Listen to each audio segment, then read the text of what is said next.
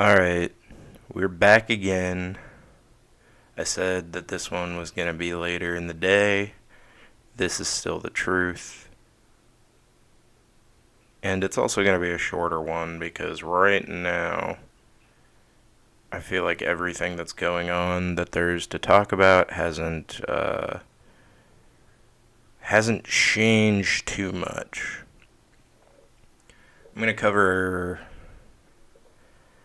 the more pertinent in my mind thing first, and then I will hop over to the thing that I guess is more immediate to us here, but is it feels less important. So I'm gonna start with the important thing, and then I'll hop over. So the important thing is I talked about this last week, and I said there were already like signs that Israel was violating this ceasefire deal that Trump made.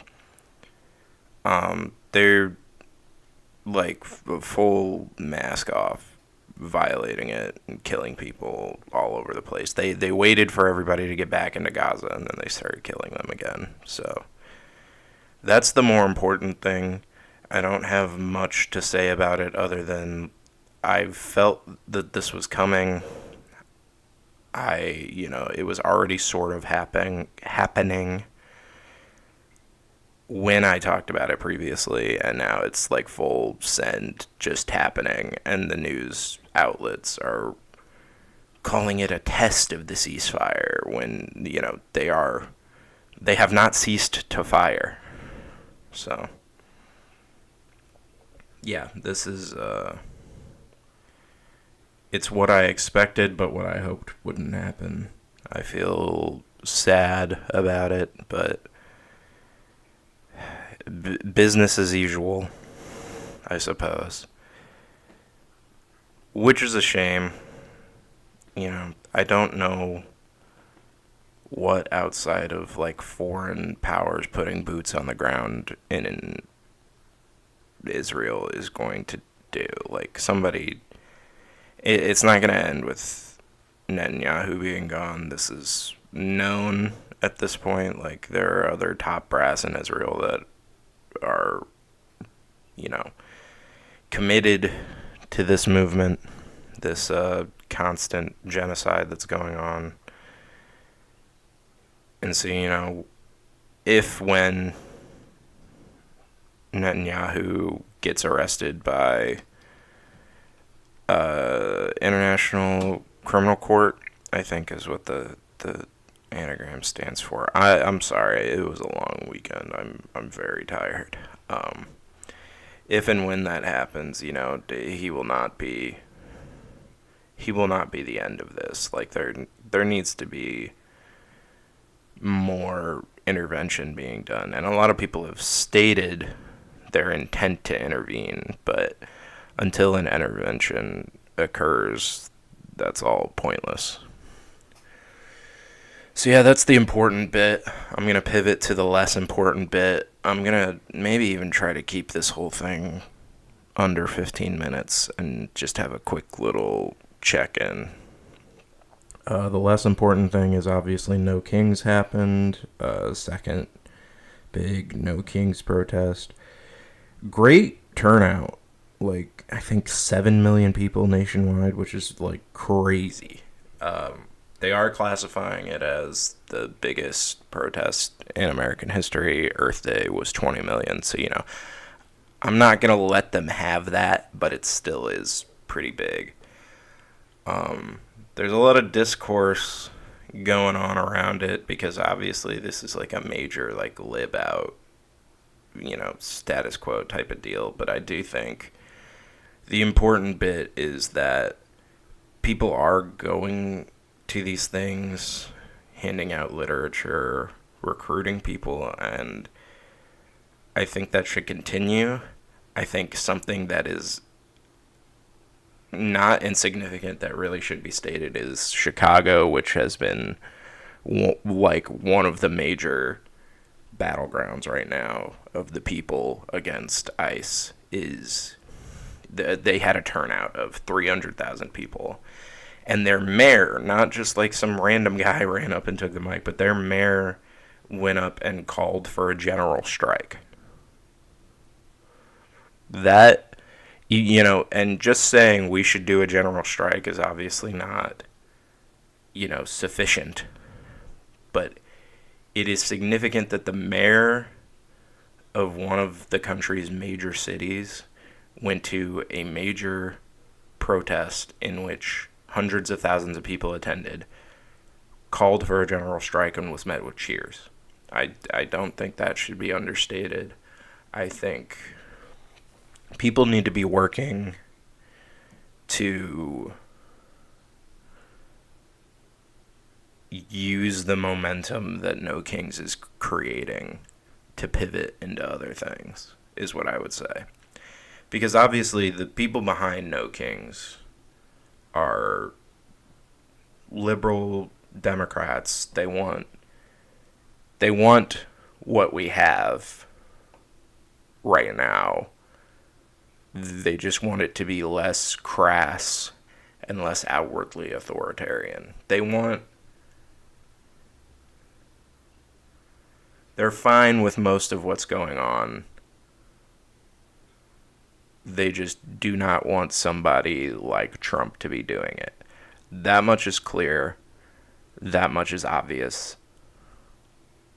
But they've already done so much work. I think they've brought in people who have a lot of this discontent and this eager urge to dissent and affect real change.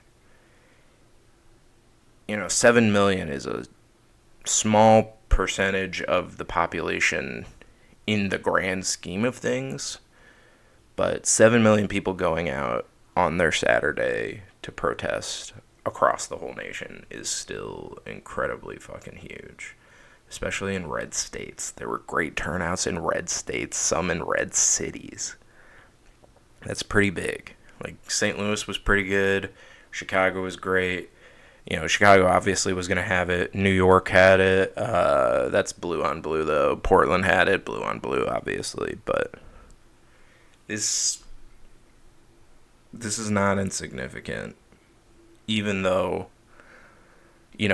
the root of it is insignificant. The reason why it has been able to grow the way it has is because there are people willing to do this stuff, and I think people should feed into that energy and give them more outlets, because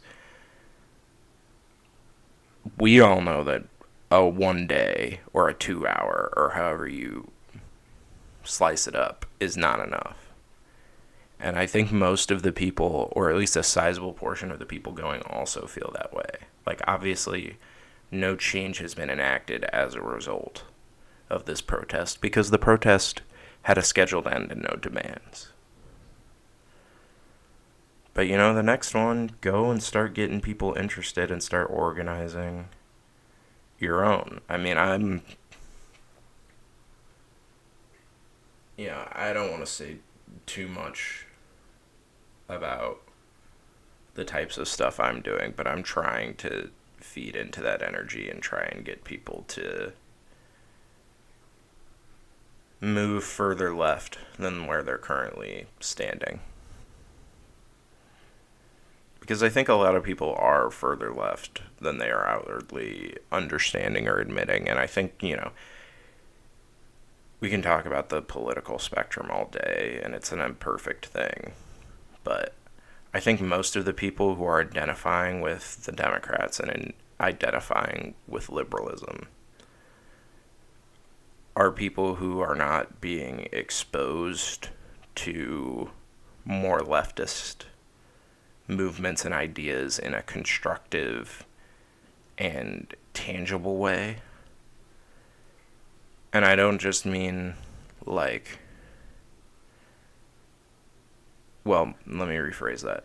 I mean beyond people reading Marx or reading whoever. Like, it's one thing to like present the theory to somebody, but you can also show them what people are doing now. The DSA does stuff. The Communist Party is out doing stuff.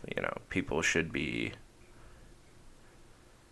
trying to co-opt this energy for a more substantial movement.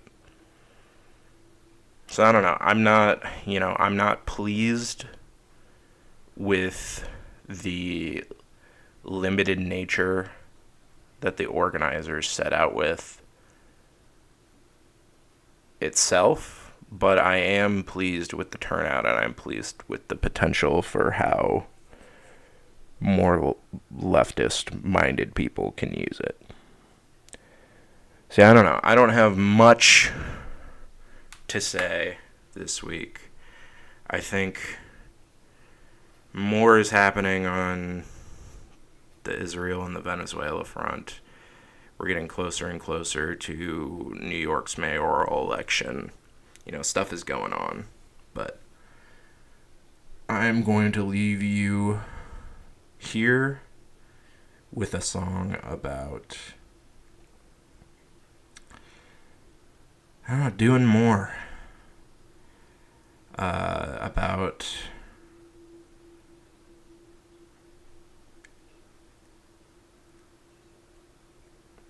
I had a whole thing planned about this, but this song is about people taking a stand and being punished for it. And nobody at No Kings is going to be punished for what they did because of how it is, but I think the sentiment of taking this energy and growing it into a bigger thing, of sparking it up, is in this song. This band did a lot of folk punk. Their lead singer is gone. This song is more straight punk rock and not folk punk. This is one of their earlier songs. This is Catch Fire by Mischief Brew. And that's what I'm going to leave you with. And maybe next week we'll have an earlier episode